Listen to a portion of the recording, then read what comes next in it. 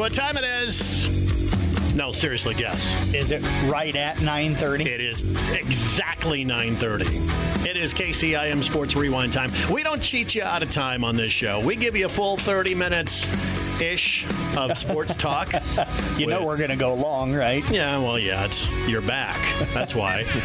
I had Mark Schaefer on last week. Did we go over time? No, not at all. The funny thing is when you're on vacation, we never go over either. I still blame you. That's fine. And by the way, I blamed you for all the... never mind, it's a side story that we'll have to get to later on. So this we're going to get ready for high school sports. Of course, gearing up for the fall. Tennis is already underway. Yes. Crazy. I saw that on the sports thing the other day, and I was like, what is going on here? Yeah, they had 4 days of practice, actually 3 for Audubon, 3 days of practice for the girls after the dead week, and they had their first match last Thursday, and then Kemper opened up last Friday. So, yeah, it was kind of weird. I was on vacation, but I felt kind of bad, so I'm like, I better run down to the meet at Graham Park here in town. So I went down and spent about 45 minutes to an hour kind of watching them play tennis and stuff and chatting with Coach Finner and the new coach and everything. But, I feel kind of bad if I'm in town and I don't stop in even though I'm on vacation. Well, Mason, it's like 3 weeks before school starts and they're already gearing up for it. So, man, the fall sports season underway. Yeah, I mean, I already interviewed head coach Mackenzie Nissen for Audubon, and when she talked, she said that they started practice on that Monday, and then immediately they had a triangular down in Shenandoah that Thursday. And when I talked to her, kids worked out through the summertime, right? Yeah. She's like, we lost a lot of our crew from last year, so, I mean, it's going to be fun to see who's going to jump up from JV and who's going to kind of step up and be that 1 and 2 this year. Yeah, so tennis underway. Crazy. But we're going to kind of take a look back here at state baseball. We've got a special guest, Jeff.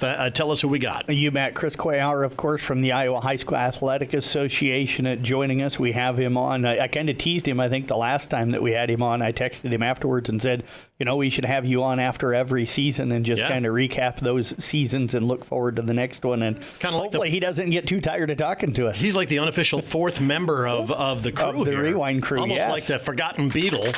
Chris Cuellar on the phone with us. How you doing, Chris?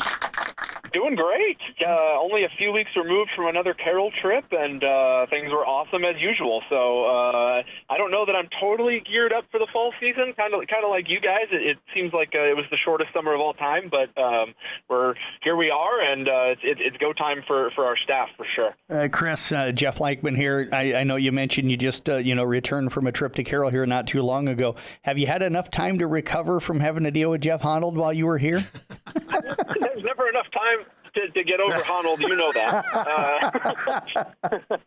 But no, it was a fantastic trip. Jeff is one of our many excellent hosts there in town. One of the reasons we love coming back. So the whole Merchants team, the chamber, the schools, it was phenomenal. And, we got nothing but positive feedback from our participating schools and, of course, from our staff. So, we had a good thing going, especially with all the renovations that were done, and we had a great week of baseball. So can't ask for much more, guys. I think you're exaggerating with that word of excellent host, just using it very loosely there. But talk about Sioux City, first of all. That was their first opportunity to host this event. I mean, all the way clear over on the west side of the state. That was a little different feel, wasn't it? Athletic Association has existed since 1904, and we had never hosted a state tournament of any kind in Sioux City, Iowa.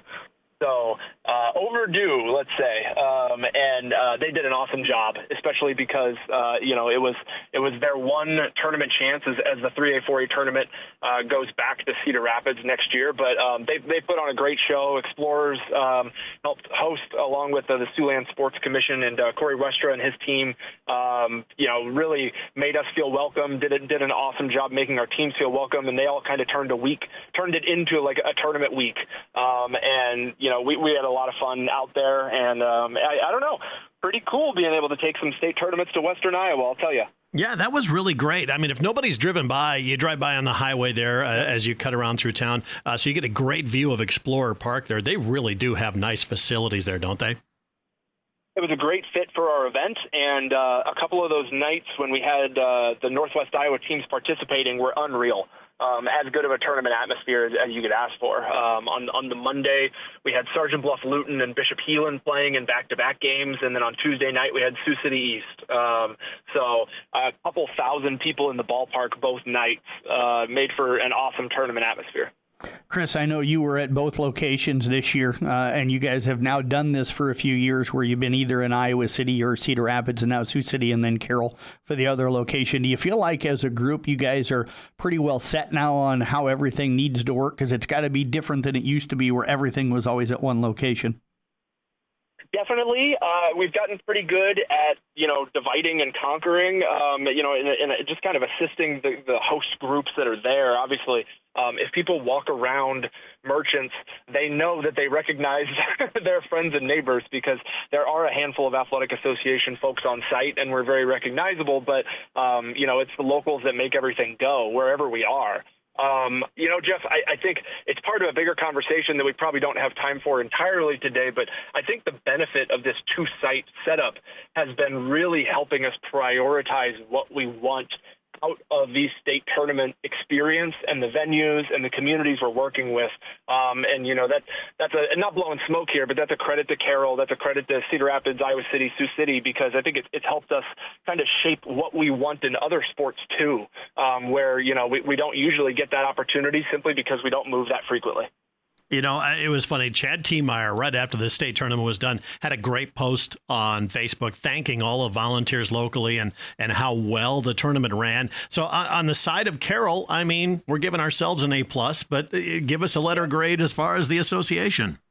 I'm not going to give you anything other than an A+. We have a great time. Our staff loves coming there. It's an awesome week. I think the only thing we would ask for is, maybe some more local flavor in terms of the participating teams, because we know they feel that way too, and they want to be playing there as well. So if we can pack it in all the way through Friday night, that would be, phenomenal. But we absolutely love being in the community and spending the week there. So no no edits here, guys. Chris, you mentioned early that, the remodeling job that the city did with Merchants Park. Your thoughts on that and what the improvements helped bring to the tournament? We loved it. It felt natural. It felt like it fit in and nothing changed about the atmosphere that people love. But they were enhancements in every frame of the word. So I think it's a safer, even better experience for attendees and players. And, that's a win-win, guys. And I think one of the biggest things was a little sign on the outfield, Scott Parcher Field. What do you guys, Scott, of course, is a legend around here, but I'm sure well known at the association as well. For sure. And then, we were thinking about him when we got a ton of rain the week of and then around our games because the field needed tons of work, but folks worked around the clock. Chad and the entire volunteer team that makes that grounds crew go. They were working around the clock all week long to make sure the thing was playable. So I'd like to think Scott would have appreciated that. Chris, one of those guys that volunteers to help work the grounds is Randy Snyder. I just got a text message from him. Made me think. He said 2011 when you were here working for the paper, you chased that team that made the state tournament. As you look back at that, and stuff for Randy, and he told me how great you are. And how you've brought so much to the association. So I think you got a big fan in Randy Snyder. But do you look back sometimes at when you were here for that summer to what you got to cover and the teams you got to see? I think I keep the connection and the people more than anything. Kudos right back to Randy because he's one of a kind. But I was talking to Riley Bach and I told him that team should have won state, and he was like, "Yeah, we know."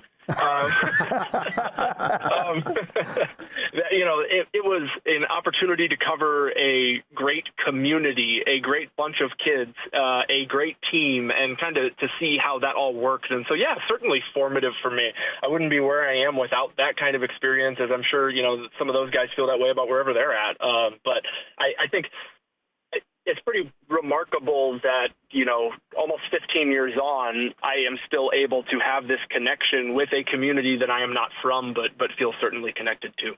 Yeah, it was a great tournament. Once again, kind of went off without a hitch. You mentioned the rain a little bit in there, but that didn't seem to hamper anything.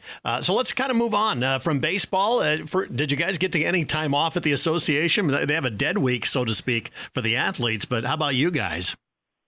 Some folks did. We recently reacquired our sports network / media rights. So I have been extremely busy with that. So not a lot of downtime. Our first event that we'll be televising through the Iowa High School Athletic Association will be the football semifinals in November, and that feels like it's like 48 hours from now. So I'm basically just going to be grinding until then.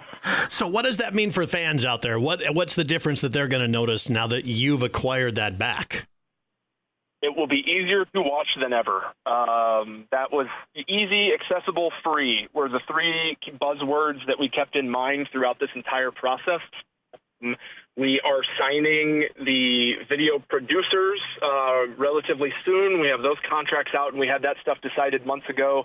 And then we're hoping to be able to announce all the platforms where people will be able to watch our state championship broadcast in the next handful of weeks as well. So we're very excited for that. It has been a long time coming, but it's a little bit duck on water with some of this stuff, as you guys know in your roles, which is people will not care about all the work that goes on behind the scenes. They just want to see what happens on the air. So that's our goal is to get it there and make sure that people have an easy to watch, high quality product. Well, speaking of football, yeah, let's deal with it. High school football.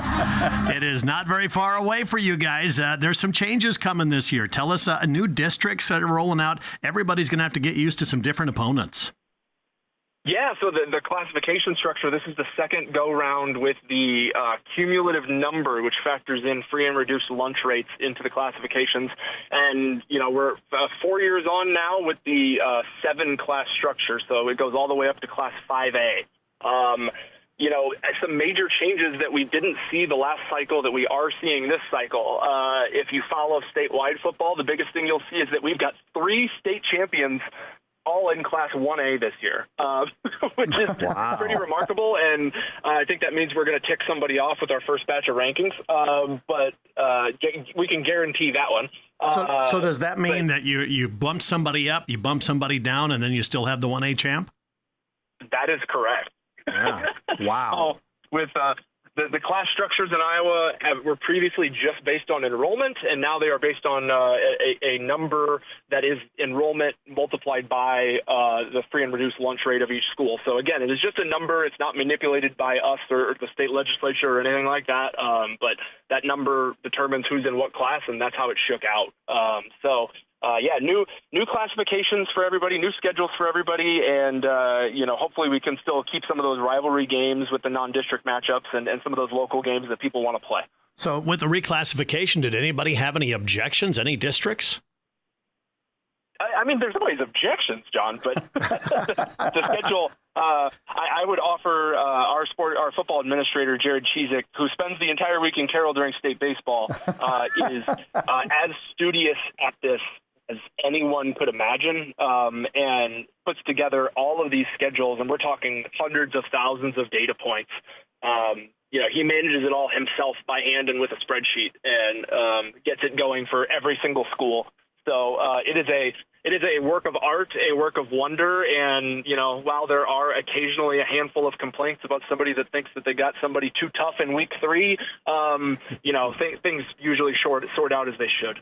Hey, Chris, Mason Nealon here, and looking forward to the football season. And for you, in your opinion, what do you think is going to be the most exciting aspect about this upcoming football season? That's a great question, but you got the most biased guy ever. Here, that is, I am like wholly concerned on making sure that our broadcast is ready to go with the semifinals and the finals. To get people to be able to see it as they have been wanting to and as they should. That's not a regular season answer because we have 330 schools playing football, and I hope they all have an excellent and safe regular season. But by the time we get to the postseason, I'm just going to be concerned about whether that semifinal broadcast that people will be able to watch is as good as it can be, and then our finals on PBS if that's as good as it can be, and highlights our schools and student athletes the way it should be done. Chris, you mentioned earlier that you guys have control. I love that fact, and I think you know that. I was on vacation last week, so I got the opportunity yesterday to sit down and fill out your guys' new form. I love the fact that I get to go through you guys now for all the credential stuff. Give Jared some kudos as well for the redistricting. The fact that all of my 8-man schools are in the same district for the first time in about 8-10 years is because a lot it's all about you, isn't yes, it? but it makes scheduling for us easier here, but I appreciate that. But talk about, and I know you're not probably in the room with him all the time because he does it, but what goes into changing up the district? You look at Carroll High, for example, they were kind of northwest for several years now and several runs through the changes and stuff. This year they go a little bit more south and also to the east. So what goes into when you guys decide, to move teams out of districts and kind of rearrange like you did this past year? So we have to wait on all the data to come in so that we can even make the classifications. Then once we have a rough idea of what those classifications are, Jared gets ants in his pants and starts putting magnets all over our state maps on what the classifications might be and what those districts might look like. We do what we can to look at maps from the past. Whether that's previous success that some of the schools have had, or whether that's, boy, this would be the exact same district as it was the last 3 cycles. Is there a way we can shift that up for everybody? Or, we've heard from every head coach or AD in that district, and they love it, and that's the way it looks like again. If you guys map some of these classifications out yourselves and, put, as an example, 36 pins on the map, you might be like, oh, well, I see what they had to do there. Or why, Glenwood had to go with so-and-so. So that side of things ends up kind of taking care of itself, and then there's only a handful of pivot points. You can really ask a lot of our friends in the corners about what their districts are going to look like years in advance, because they just know there's only so many schools in their region of the state that are similar size to them and makeup. So Jared walks through all that stuff. Then he starts to make out the districts, and then for folks who may not know, schools are permitted to supply a preferred priority list of non-district opponents. And then Jared does everything he can to try to match those up in the way that they've rated them in as many games as he can give them. So if somebody lists somebody else as their number 1 or 2 or 3 priority, he's going to do his darndest to make it happen, in the schedule. And then he's got to manage that for all 330 schools. But it is an unbelievable process, and I'm not sure how we can make it much harder, but it still comes together. We do want to talk a little bit about redistrict or the reconference shuffling that's going on, but talk about the districts as they're coming out now. What surprised you the most? I know we talked about the 3 champions that are going to be in 1A, but anything else jump out at you about these redistricts? No, honestly, John, no. I mean, we've gone through this process enough. I think this is my 3rd or 4th redistricting cycle. I think it's just settling in with this new 7-class and adjusted number process. We're just trying, I think people want to see, well, what's the answer or what's the silver bullet? And I think all we can tell them is, we're just monitoring what those adjustments might be and then, open to changing things going forward. So, we learned a lot, this being the 2nd full cycle with, these adjustments, but I'm sure there's more to learn going forward. Chris, I know official practice just getting underway for, the fall sports, especially football. The opening night's going to be Thursday, the 28th, and then most teams will play the 29th. But I know there's still a week 0.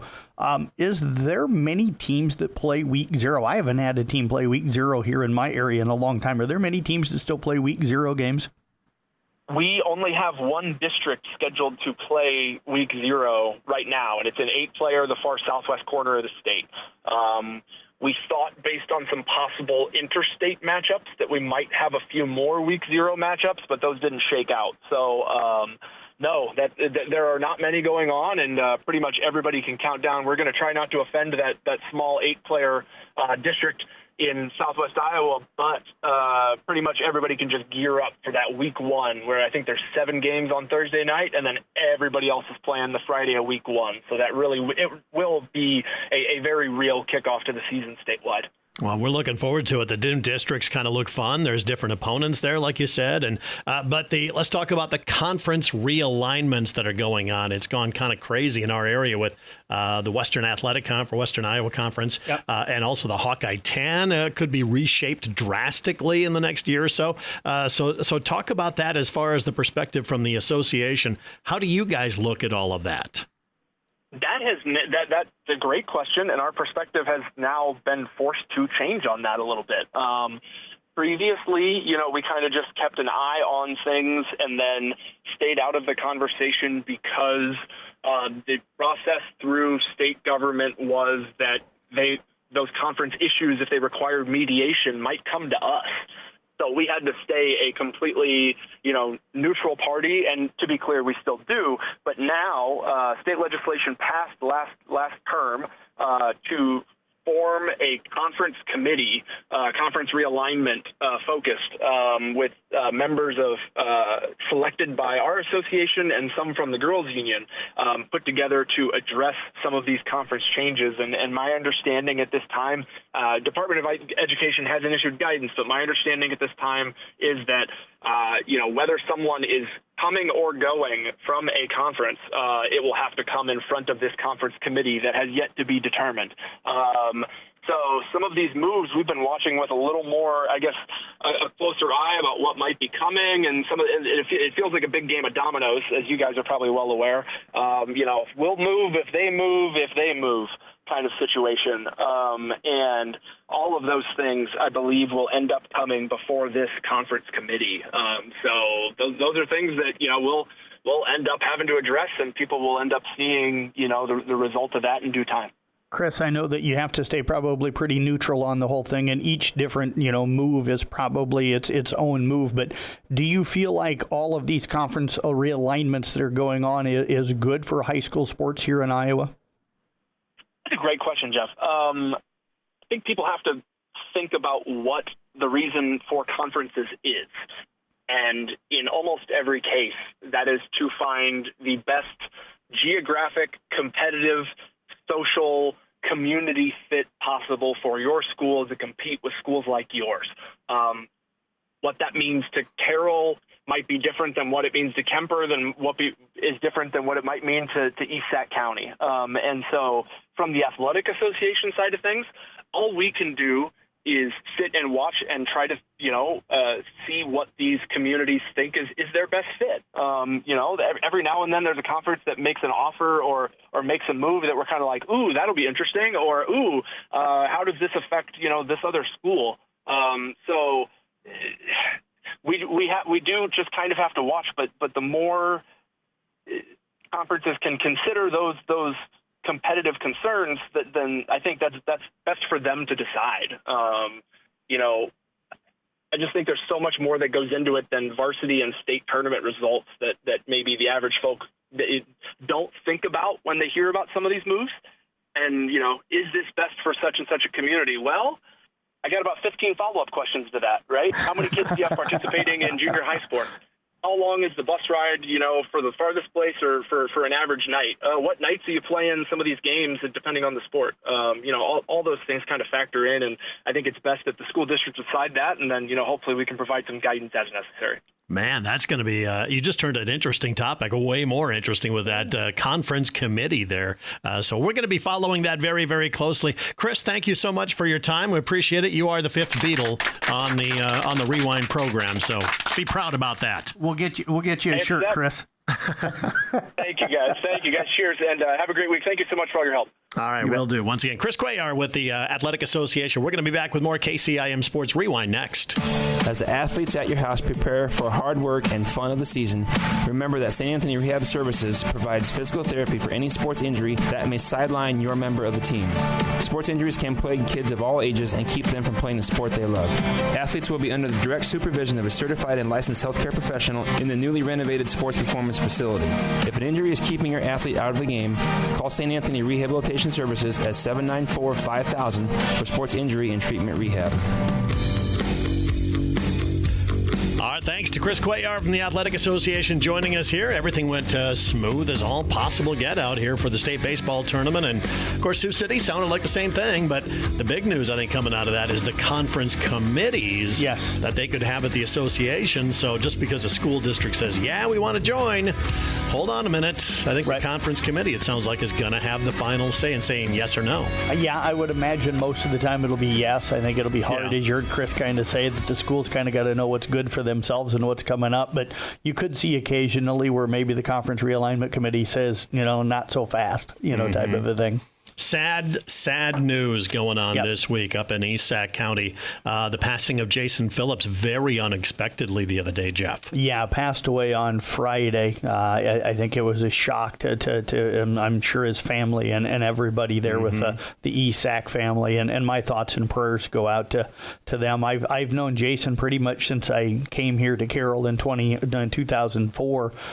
He was the assistant boys basketball coach at that time for Wall Lakeview Auburn under head coach Todd Bontrager, and I tip my cap to him. I think one of the things that people maybe from the outside don't realize is that several years ago their girls basketball program was really struggling for numbers, and there was some thoughts of they may have to just play JV or junior high or combine with somebody else, and the baseball program was going through coaches almost every year, every other year, and they were having a hard time. And Jason cared so much about those kids and those programs that he stepped up and took both of those jobs and held on to them for a long time to stabilize things. So I tip my cap for the care that he had to give his time, to help stabilize those two programs and make them what they are today. And not a lot of people, I mean to sound it, but not a lot of people do that nowadays, where they're just willing to say, you need me, I'm just going to jump in and do that, and it's going to cost me my time and, maybe some money because I don't get to work as much and all those kind of things. So a lot of respect for what Jason did. And I know for, Mason hadn't had a chance to work with him, but Tyler and Casey and all the other assistants and myself, he was a joy to interview and just a great guy and always was willing to give you time, whatever you needed, and he was willing to do that for you. Yeah, certainly our thoughts go out to Norman Marcia Phillips, his parents right there who run the Rustic River Winery. And of course, he was busy with ag in the summertime. He was coaching baseball. And that's the time for basketball, too. I mean, when you want to get better, that summertime is the time. Yeah, he didn't stop. He was always on the go. He volunteered as one of the, volunteer football coaches the last couple of years. So, thoughts to, of course, his whole family and the whole Raider family up there. Yeah, that was a tough day on that one. So, again, other things happening. Let's talk. We know football season's coming. We'll talk about that next week and things like that. But let's talk a little college football. We're 11 days away from the start of college football. First time since 2002 that two ranked teams are going to kick off the season. It's Iowa State, K-State in Ireland. So that's kind of a crazy little thought that it's been that long since we've had this kind of a kickoff. Right. Yeah. And it's, I still question, I understand why everybody wants to play over in Ireland. Nebraska did it a few years ago. But, the Iowa State, K-State to me is it's like, besides the Iowa game, it's probably the biggest rivalry on the Iowa State schedule. It just seems weird to take that to a different country. That's the only thing that I question about them playing over in Ireland for that game is it's such a huge rivalry game. Yeah, there was so much excitement around it. I mean, everybody traveled between the two schools extremely well. So top 25 for the AP came out. Iowa got no love. Yeah. No love at all. And should. They've been a top 25 type program, but I think they got Gronowski coming in for quarterback from SDSU. He's a good quarterback. Right. So I think they're going to be a lot better than that. I mean, they were ranked, 44th? If you followed it on down for the AP top 25. Yeah, and I think part of that's, they judge everything based off of last year, and they went, 7-5, I think, a year ago, and, their offense has not been good for 5 years or so now, and I think people are, just kind of the wait and see thing. But, the defense and the special teams will give them a chance, and if they can get any kind of an offense, they'll be really, really tough this year. And I think the really cool thing for us here is that, Ty Nissen's back for another year, and he's going to see some time on the field. And it sounds like things are going extremely well for DJ Vanami. So very excited to see what he's going to be able to do for the Hawkeyes. Hawks this year, Mason, what do you think? Well, I saw a statistic the other day, and when Iowa scores 21-plus points, they're 33-1 over the last 5 years. Thank you, Norm Parker. If Iowa can score special some points. teams. Yeah.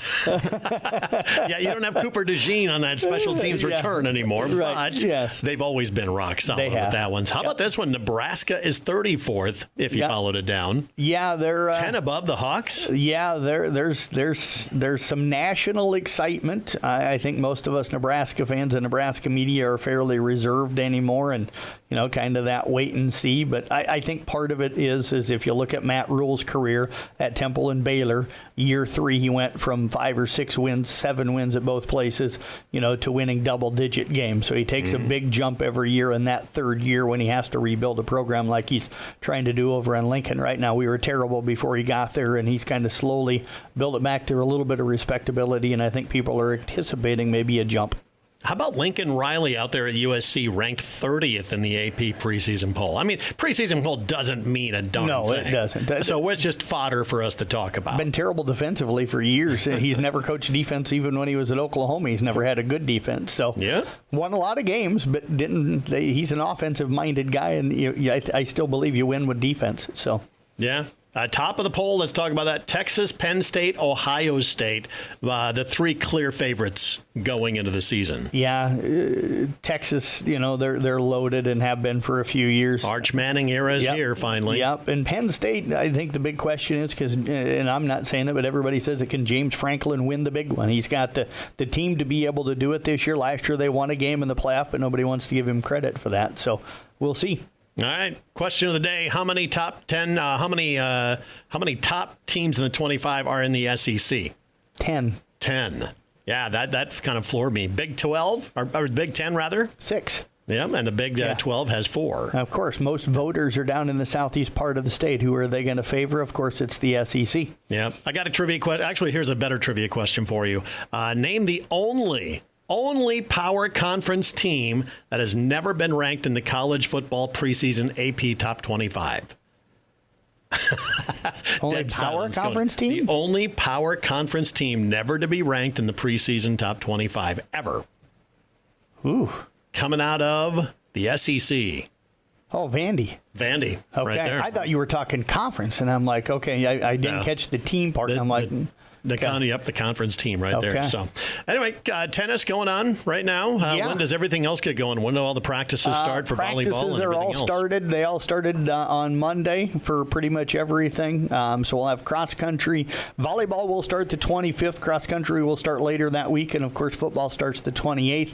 And girls swimming's the week after that. So it's going to get busy here quick. Yeah, and there's another sport moving to fall, correct? Is it golf? No, just golf was going to, and it didn't. So they were going to move boys golf and boys tennis, and the association, voted down on doing that. So those 2 stayed in the spring. So there you go. That's what I was thinking of there. So, all right, that is KCIM Sports Rewind. Once again, our thanks to Chris Cuellar for joining us this morning. And you can catch a podcast of this available on the website and the mobile app coming up here in just a couple of moments.